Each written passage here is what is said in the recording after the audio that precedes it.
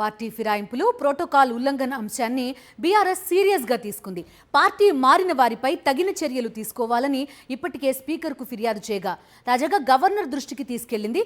Party ఫిరాయింపులతో పాటు నిరుద్యోగుల అంశంపైన కూడా కంప్లైంట్ చేసింది.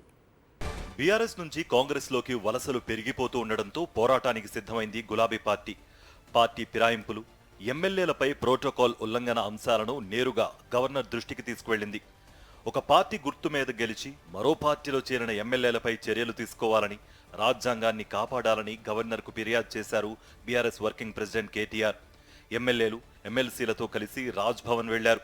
గవర్నర్ సిపి రాధాకృష్ణన్కు ఫిర్యాదు చేశారు. రాజ్యాంగాన్ని కాపాడాలని కోరారు. పార్టీ మారిన ఎమ్మెల్యేలకు ప్రాణహాని ఉందని ఇటీవల పోలీసు అధికారులు చెప్పిన విషయాన్ని కూడా గవర్నర్ దృష్టికి తీసుకువెళ్లారు. పార్టీ ఫిరాయింపుల నిరోధక చట్టాన్ని తుంగలో దొక్కుతూ మరి కాంగ్రెస్ పార్టీ ఏ రకంగానైతే ఈ రాష్ట్రంలో ఇప్పటికే 10 మంది బీఆర్ఎస్ ఎమ్మెల్యేలని, 8 మంది బీఆర్ఎస్ ఎమ్మెల్సీలని తన పార్టీలో చేర్చుకున్నదో కూడా గవర్నర్ గారికి సోదాహరణంగా వివరించినాం. మేము ఇప్పటికే న్యాయ పోరాటం చేస్తున్న విషయం కూడా గవర్నర్ గారికి చెప్పాం. ఖైరతాబాద్ ఎమ్మెల్యేగా బీఆర్ఎస్ టికెట్ మీద గెలిచి మొన్న పార్లమెంటు కాంగ్రెస్ టికెట్ మీద పోటీ చేసిన విషయాన్ని కూడా వారికి సోదాహరణంగా చెప్పడం జరిగింది. గవర్నర్ గారు ఆ విషయంలో కూడా స్పందించారు. ప్రజలకు ఇచ్చిన హామీలను నెరవేర్చడంలో కాంగ్రెస్ ప్రభుత్వం పూర్తిగా విఫలమైందని కేటీఆర్ మండిపడ్డారు. రాజ్యాంగాన్ని పట్టుకుని రాహుల్ గాంధీ చెబుతున్న మాటలను రాష్ట్రంలో రేవంత్ రెడ్డి ప్రభుత్వం తుంగలోకి తొక్కుతోందన్నారు.